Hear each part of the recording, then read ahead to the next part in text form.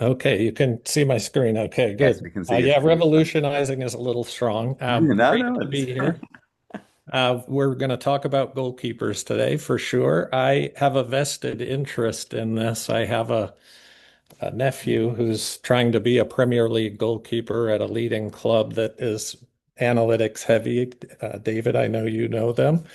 We're in London visiting them several weeks ago, I think. But that has shown me uh, a lot about what we study currently with goalkeepers, right? Mostly defensive measures, all kinds of analytics. We get into technical and tactical overviews, but you see things like, what they're measuring in goalkeepers, agility, reactions. Even when they get into this is a club that has goalkeeper analysts. They look at videotape every single day before training with those goalkeeper analysts. They get into all kinds of KPIs. They do a lot of game prep and talk about distribution, offensive set pieces and defensive set pieces. I'm in the lower right here of this graphic. But it really doesn't amount to huge insights. And we all know, that this is hard to see, but you have a goalkeeper on the left, upper left, under pressure, one touch, pings a ball to a target man, a number nine, over midfield. Another striker is running off them, and it can result in a shot and a goal. But none of this is really tracked in things like expected threat, right? We don't we talk about accuracy, but accuracy with goalkeepers doesn't really tell you a lot. This is all the goalkeepers in a World Cup tournament, for example, up to 20 yards, then 30 yards, and beyond 30 yards.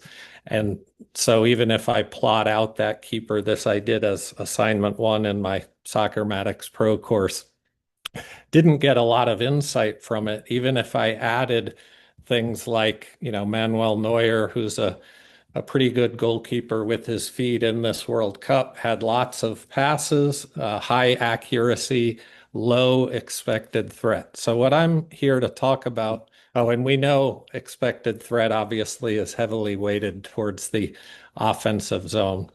And I can share all this material, obviously. Even expected threat, in the back third assigns the same values, for low risk and high risk passes. So what I've done is really, you see on the right, is developed an expected threat for goalkeepers that's pressure adjusted, talks about what's happening in the defensive zone, pressure escape, and that kind of thing. And what I'm really trying to do, the practical application, is to get to where you can say beyond those traditional defensive goalkeeper metrics, how do you prep every day? How do you do opposition analysis for our goalkeepers and field players around where should the goalkeeper pass, given this opponent, the style they play, the players they have on the pitch, all kinds of variables. And I'll show you an applications of this. How do we set up to play against another goalkeeper? Where are they going to pass? What are their outlets? How do we press? Where are they most and least dangerous? And, as recently as a couple of days ago, in talking with this goalkeeper, I was hearing things like, yeah, we talk about that, but like I have the same outlet for goal kick, same outlet for high risk or uh, quick passes, same when I have time on my feet. It's not very well thought out and there's no analytics behind it. So what I'm looking for, first of all, is help in the math. I'm going to present a lot of resources that I have on a website around this, the risk adjustment, the defensive zone value, the components here. But mainly I want to get to show you the practical applications, several of them, six of them actually. One is in-game decision making. So how do for those scenarios like low, medium, and high pressure, you have one touch, like I showed you in that example pictures. You have a few touches under 2 seconds, medium pressure, and you have lots of time with the ball at your feet, sweeper, keeper. What do you do? Where do you go, etc. And similarly, how do you turn it around, not just to do opposition analysis with our keeper? Where should you go? How should you implement it? What are the practical benefits? But how can you turn it around for their keeper? Where is their keeper likely to pass? What are their usual outlets? Um, Lots of times it's very obvious, but Allison Becker is going to go to Mo Salah fast if he can. He's going to go to other strikers. He's going to aim for the 9, go between the lines with his feet to the 6. But to just have this next level detail, I am told, would be extremely valuable. And then, lots of capability, like I say, to work with outfield players in team coordination. So when the goalie gets the ball in those situations, what is everybody else doing?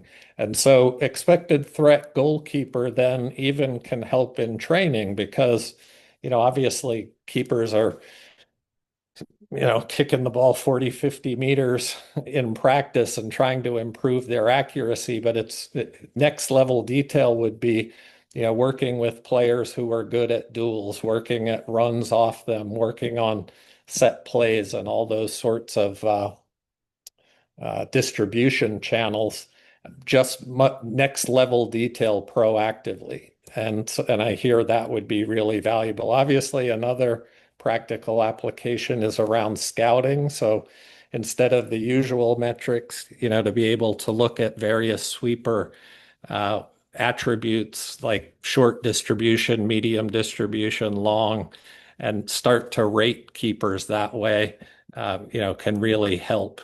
And lastly, that performance evaluation coming back to, how are keepers doing in certain areas and what do we need to work on in training. And so, then you get to like, what are the features, variables, parameters that you might throttle to be able to do this at kind of next level? I would show you. I'm also in my Soccermatics Pro course trying to mess with Streamlit. So I've got a very crude app here where I can, with all of those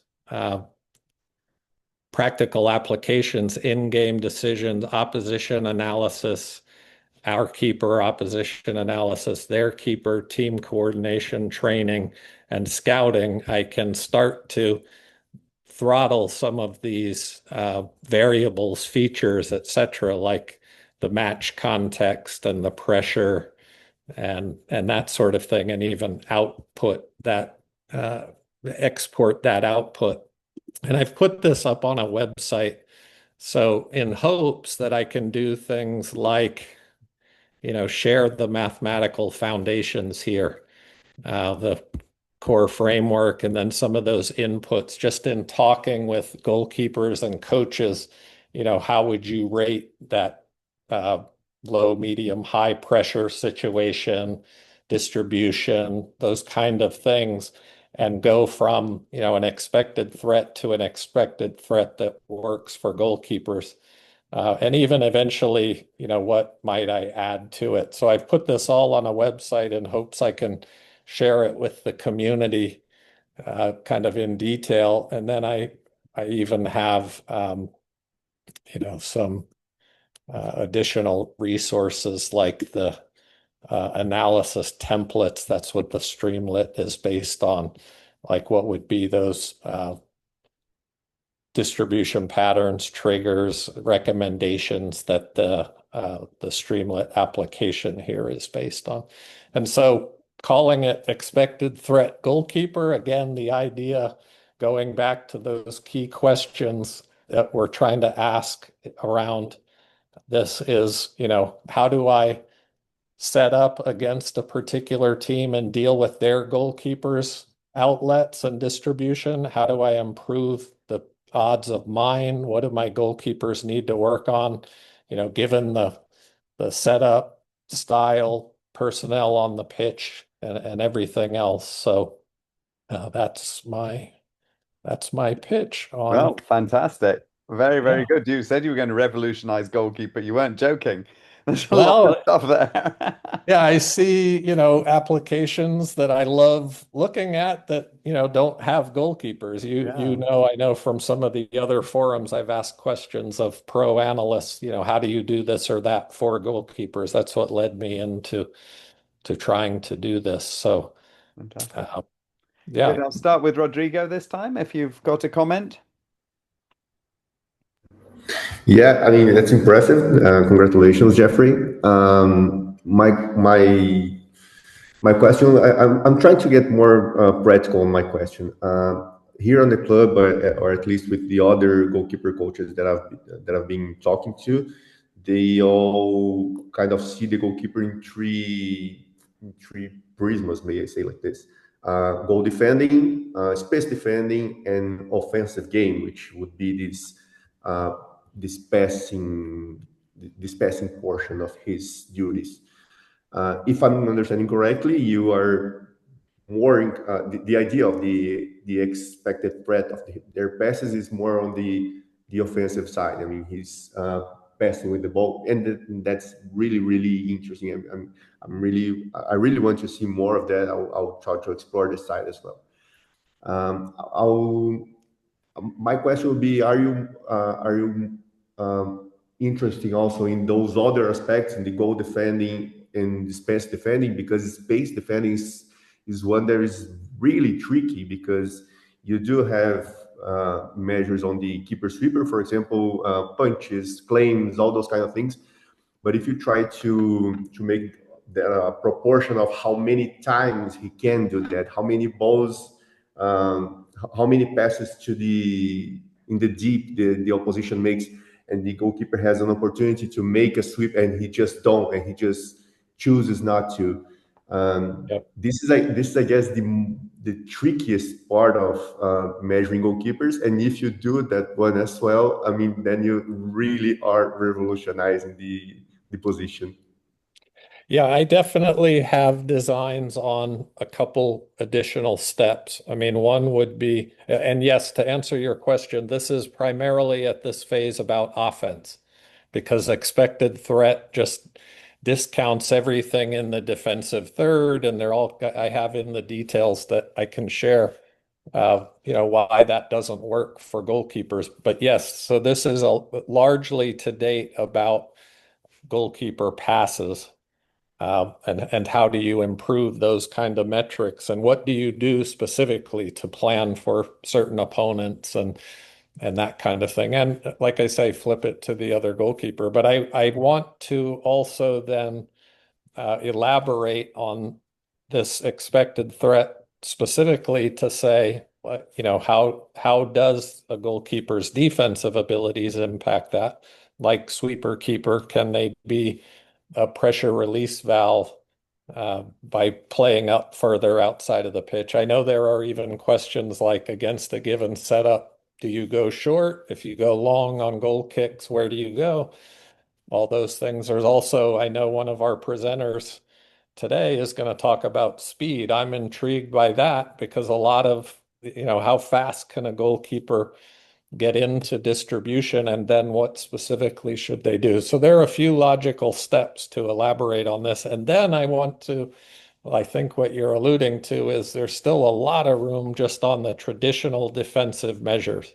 Like how do you really rate a keeper's agility, speed, coverage, etc., near post, far post? They do that. I mean, I see the prep with the goalkeeper analysts every day. They're going to go out to training and say, this team sets up like this for these set plays. They shoot here, Mm. they take PKs there. But there's still another pretty easy level beyond that to dig into who does what and when to really improve that prep. Great. Pega, do you have a comment? Yes, just very quickly. Hi, Jeffrey. Nice to meet you. You Yeah, too. I was just wondering. First of all, maybe I missed this. But how do you define the expected threats? That's actually something that we need to. Are you relating it to the goal of like scoring a goal at the end of the possession or something like that? Yeah, no, that's a very good question. I mean, I should dig into that further. I'm kind of going at the comparing the traditional value of the thread of a pass and then the chain. And I've tried to elaborate on that, but my models kind of break down.